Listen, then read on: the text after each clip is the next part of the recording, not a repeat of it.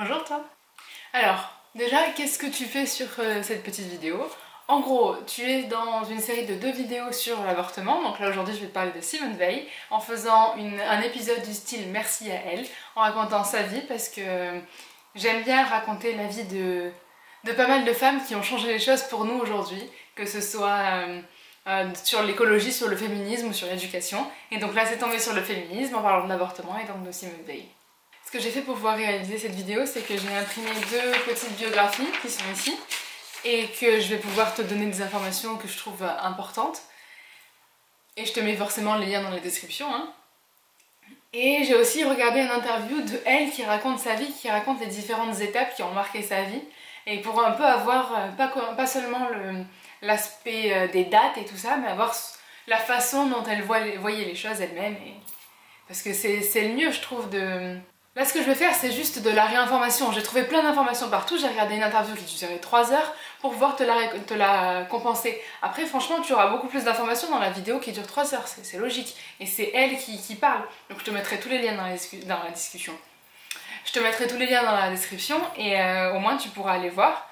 Moi, si je fais ça, c'est juste parce que je sais que la plupart des gens, si ça dure 3 heures, ils iront pas le voir. Hein. J'aurais été pareil si j'avais pas eu à faire cette vidéo. Alors que là, c'est une vidéo qui durera entre 5 et 20 minutes, alors même pas 5 et 15 minutes, et au moins tu pourras avoir des informations en général, et puis si tu veux te renseigner un peu plus, tu iras voir dans la description. Donc si je prends ma petite biographie dont je vous mettrai les liens dans la description, elle est née le 13 juillet 1927 à Nîmes. Et ce qu'elle racontait dans son interview, c'est que son enfance a été hyper agréable. Ils n'étaient pas riches, mais elle avait une famille unie, qui avait énormément de valeurs, de respect, de culture. Son père était énormément dans la culture, il voulait absolument qu'ils apprennent à lire des choses bien, pas des choses bien, mais des choses bien écrites. Il s'en fichait concrètement de ce qu'ils avaient à lire, mais il voulait que ce soit bien écrit et qu'ils aient le plus de culture possible. Ce qui est important de dire, c'est que forcément, elle ne s'est pas appelée Simone Veil toute sa vie, hein, puisqu'elle s'est mariée. Donc au début, à sa naissance, son nom de jeune fille, c'était Simone Jacob. Et sa famille étant juive, mais pas du tout pratiquante, qui a eu forcément des problèmes au moment des nazis. Au moment où les juifs commencent à se faire emporter, ils savent pas exactement qu'est-ce qui se passe, mais elle sait que c'est pas bon d'être juif en France, et du coup elle change. Elle se fait faire de nouveaux papiers qui sont illégaux et dans lesquels elle change de nom, et elle s'appelle Simone Jacquier. Malheureusement, elle se fait quand même arrêter et les personnes qui l'arrêtent réalisent que ces papiers sont faux et du coup elle se fait emporter avec toute sa famille. En 1944, elle ne sait pas encore où ils vont, son père et son frère vont dans un autre camp et ils les reverront jamais. Et elle part avec sa mère et on ne parle que d'une seule de ses sœurs alors qu'elle en avait une deuxième. On ne sait pas trop quoi. Mais enfin, on en a jamais trop... On n'en parle pas, elle n'en parle pas dans son interview qui raconte son enfance et là je l'ai pas dans la biographie. Donc elle est déportée vers l'Allemagne mais elle sait pas du tout à quoi s'attendre. Et elle sait que... Elle sait que la plupart des gens savent que les conditions de travail vont être horribles, qu'ils ne seront pas payés, qu'ils ne vont pas avoir énormément à manger, mais ils n'ont pas la notion d'extermination comme on peut l'avoir nous en tant que regard extérieur. Les gens à cette époque-là ne réalisaient pas ce qui se passait et le peu qui étaient au courant ne voulaient pas en parler parce que dans tous les cas, les gens qui étaient envoyés, ils y étaient, c'était trop tard, donc c'était un vrai gros tabou, ce qui est logique. Du coup, elle savait que ça allait être pas agréable, mais elle savait pas qu'il allait y avoir autant de personnes tuées.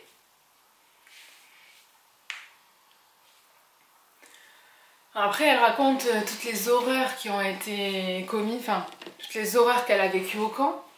Elle raconte le fait de pouvoir avoir gardé un peu de cheveux comme un privilège, parce que pour elle, une femme sans cheveux, pour elle, c'était une femme défigurée. Et du coup, elle racontait le fait que au début, avant d'avoir de se faire tatouer le numéro, elle puisse garder un peu de cheveux. Pour elle, c'était encore un signe d'un peu de vie, mais à partir du moment où tu as le tatouage, c'est la première grosse humiliation. Et à partir de là, les humiliations s'enchaînent et en fait, elle dit qu'on perd la notion d'humanité. On n'est plus des humains à ce moment-là, à partir de là. On est juste des chiffres qui sont là pour travailler. Bon après ça c'est toute l'horreur du camp de concentration dont on est tous à peu près au courant maintenant. Mais elle a réussi à s'en sortir parce qu'il y avait une des commandantes de la partie du camp de concentration dans lequel elle était qui avait un peu de sympathie pour elle. Elle l'a trouvée jolie, donc du coup elle lui a dit non, toi t'es trop jolie, je veux pas que tu meurs ici. Et la réponse de la jeune fille de 16 ans, c'est ok, moi si tu veux m'amener ailleurs, forcément je suis d'accord, mais il va falloir que je parte avec ma soeur et ma mère. Moi je préfère mourir ici plutôt que partir là-bas toute seule. Et elle ne voyait pas ça comme quelque chose d'héroïque, c'est juste que quand elle le raconte, elle voyait pas les choses autrement, elle se voyait pas partir toute seule et laisser sa mère et sa soeur mourir ici. Enfin c'était pas concevable. Du coup, grâce à cette femme qui était vraiment horrible au camp, mais qui avait de la sympathie pour la jeune fille, elles ont pu être transférées dans un autre camp qui s'appelle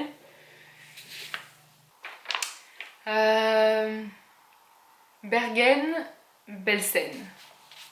Donc elle est envoyée là-bas, c'est un camp un peu plus agréable si on peut employer ce terme pour un camp de concentration. Hein. La vie est, j'imagine, moins compliquée, même si ce n'est quand même pas une vie en fait. À ce camp, sa mère malheureusement meurt du typhus, mais les Alliés viennent et la sauvent elle et sa sœur en 1945. Donc quand elle est rentrée, en 1945, déjà ce que j'avais pas dit tout à l'heure, c'est que pendant que les Juifs commençaient à se faire un peu arrêter, avec toutes les tensions et tout qu'il y avait, elle a passé son bac. Elle a eu son bac en 1944, donc vraiment en mars. C'est ça, elle a réussi son bac en mars 1944 et le 30 mars de la même année, elle a été emportée dans le premier camp à Drancy. Donc quand elle revient, donc elle a passé son bac avant de partir, quand elle revient l'année d'après, c'est un truc de ouf, elle continue les études dans le droit et la magistrature. Et donc en 1946, elle devient Simone Veil puisqu'elle se marie. Elle se marie à Antoine Veil et est mère de 3 enfants au cours de sa vie. Elle a son premier enfant en 1947, son deuxième en 1948 et son troisième en 1954. Et après ça, elle obtient un diplôme d'Institut d'études politiques de Paris en 1956. Donc sachant que même pas 10 ans avant, elle était dans les camps et là elle revient et elle se marie, elle a 3 enfants et elle continue les études et elle s'arrêtera absolument pas là. Hein. Parce que si t'as vu ma première vidéo, t'as vu que c'est un peu grâce à elle qu'on a le droit d'avorter aujourd'hui en France. En 1970, elle devient secrétaire générale du Conseil supérieur de la magistrature. Et en 1974, elle devient ministre de la Santé au gouvernement. C'est énorme. C'est Jacques Chirac qui l'appelle pour lui dire qu'elle devient ministre, pour lui demander d'être ministre. Et elle disait qu'il l'a choisie elle, entre autres parce que c'est une femme et parce que Jacques Chirac à ce moment-là, enfin Jacques Chirac et Giscard d'Estaing à ce moment-là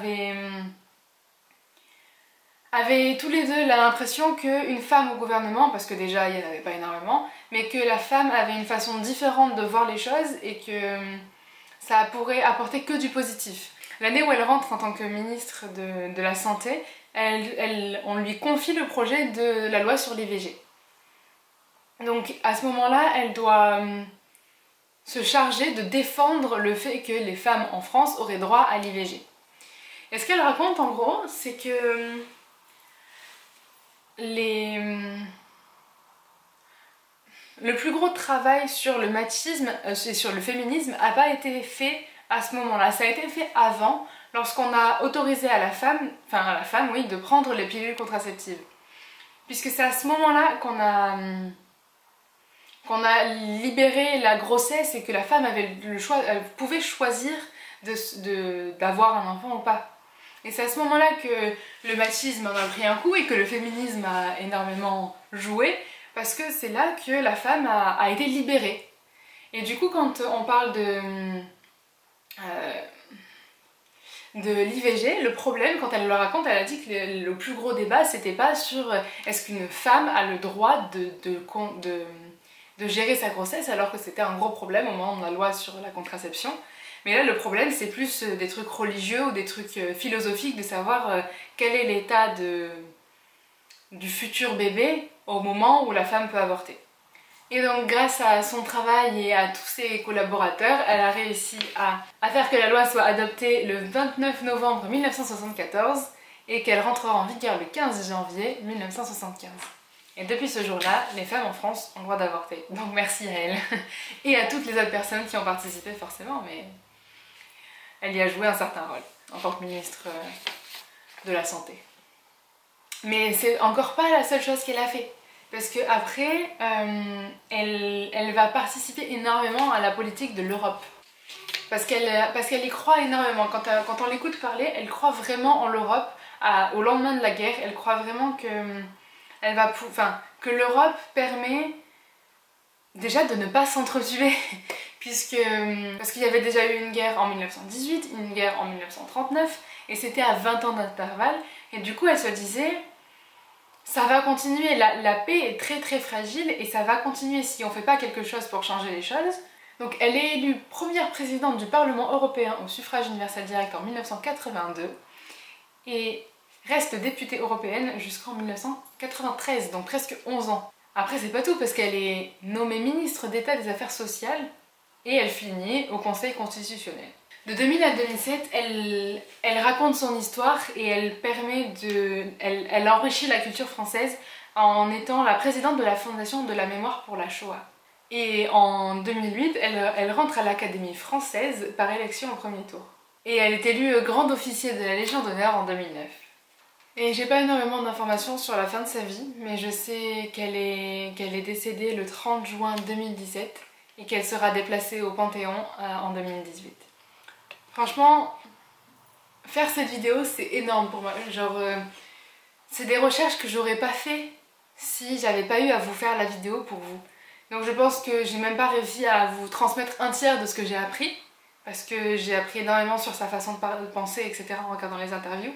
Mais je suis trop heureuse d'avoir eu l'occasion de faire ça. Et j'espère que toi, si t'es encore là, c'est que la vidéo t'a plu et que la vidéo t'a intéressée. Et donc je suis contente pour ça. N'hésite pas, si tu veux voir plus de choses comme ça, n'hésite pas à me le dire dans les commentaires, à me dire ce que t'en as pensé, s'il y a des choses que je pourrais améliorer.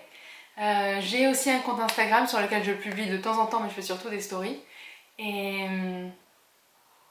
abonne-toi si tu veux voir d'autres vidéos de ce style, parce que je suis en train de réfléchir à tout ce que je peux faire plus tard. J'ai un projet en tête qui va s'allonger sur tout le mois de juillet, et ça peut être pas mal pour toi. Donne-moi d'autres idées, tu peux me donner aussi d'autres idées de vidéos, d'autres idées de femmes dont tu as envie que je parle, et d'hommes aussi évidemment, pas de sexisme. Voilà, j'espère que ça t'a plu et voilà, je te fais des bisous et je te dis à la prochaine.